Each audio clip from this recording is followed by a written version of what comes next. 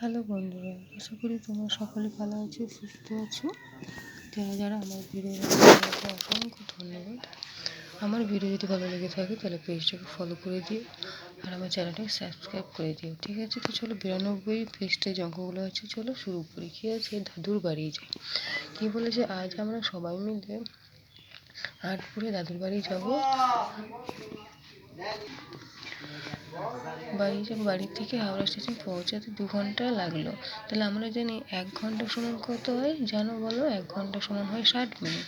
তাহলে 2 ঘন্টা হবে, তাহলে কত হবে? তাহলে 60 গুণ 2 হবে, তাহলে 120 মিনিট। যে দেখো, এই তোমাদেরকে হাতে কলমে যেটা আছে সেটা বুঝিয়ে দিচ্ছি তোমাদেরকে। এই যে হলুদ কাঠ দিয়ে 60 গুণ 2। তো চলো, কি আছে? 2 ঘন্টা 30 মিনিট মানে আমরা কত হিসাব করি? তাহলে 2 ঘন্টা 30 মিনিট আমরা জানি 1 ঘন্টা সমান 60 মিনিট। তাহলে 60 গুণ 2 হবে, তাহলে যোগ 30 মিনিট। তাহলে এই 60 গুণ 2 হলো 120 যোগ 30, তাহলে করে দেবো 150 মিনিট। ঠিক আছে, আশা করি বুঝতে পারলে। এবার দেখো, আমরা এখানে 2 দিন ছিলাম, তাহলে 1 দিন মানে 24 ঘন্টা। তাহলে 2 হবে, তাহলে 24 গুণ 2 তাহলে হবে 48 ঘন্টা।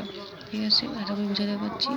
তাই আমরা কত মিনিট দাদুর বাড়িতে ছিলাম? তাহলে 1 ঘন্টার সময় 60 মিনিট আর 48 ঘন্টা, তাহলে কী হবে? 60 গুণ 48 হলে হবে তোমার দেখো 2880 মিনিট। দেখো এখানে সাইডে গুণটা তোমাদেরকে করে দিয়ে যাচ্ছে। 48 গুণ 60 হলে হয় 2880 মিনিট।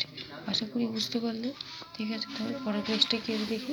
পরের পেজটায় দেখা আছে যে কিন্তু বাড়ি ফেরার সময় দাদুর বাড়ি থেকে হাওড়া পৌঁছাতে 180 মিনিট সময় লাগলো। তাহলে 60 মিনিট সমান 1 ঘন্টা, তাহলে 180 মিনিট সমান 180 ভাগ 60 করলে কী হবে? 3 ঘন্টা। কী করে হবে?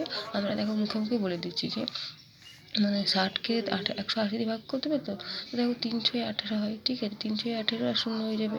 তাহলে 18 নেমে গেল, তাহলে 3 ঘন্টা হয়ে গেল। যদি বুঝতে না পারো দেখো, আমি তোমাদেরকে আবার দেখিয়ে দিচ্ছি। 60কে 180 দিয়ে ভাগ করলে আমরা দেখো 3 দিয়ে গুণ 3 দিয়ে যাচ্ছে, তাহলে কত? 3 6 18 আর এই 0টা নেমে যাবে, তাহলে মিলে গেল।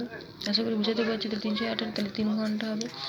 তাহলে বাড়ি ফেরার সময় বাস পেতে অনেক বেশি সময় লাগলো। হাওড়া থেকে 140 মিনিট বাড়িতে এলাম। তাহলে এবার 140 মিনিট কত ঘন্টা কত মিনিট হিসাব করি। তো একই, আমরা 60 মিনিটকে 140 দিয়ে ভাগ করে দেবো, তাহলে 2 ঘন্টা 20 মিনিট পাবো। যদি না বুঝতে পারো দেখো, আমি আবার তোমাদেরকে ভাগটা করে দেখিয়ে দিচ্ছি।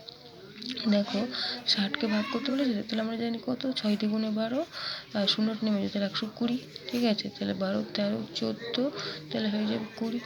তাহলে 20 হয়ে গেল, তাহলে 20 মিনিট, তাহলে 2 ঘন্টা 20 মিনিট। আশা করি বুঝতে পারলে। তো এইটুকু তোমাদেরকে আমি বোঝাতে পারলাম।